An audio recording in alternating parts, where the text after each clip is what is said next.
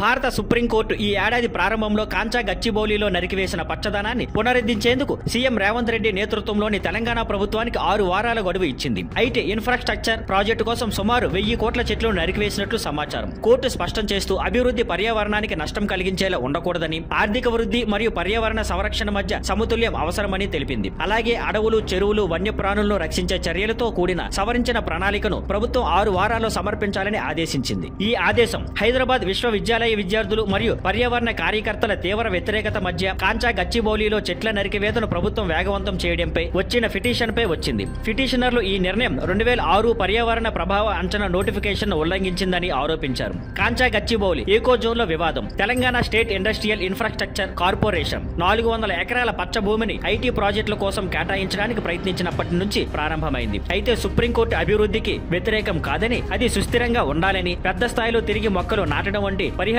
చర్యలు తప్పనిసరిగా ఉండాలని స్పష్టం చేసింది. Thank you for watching. Please like, share and subscribe.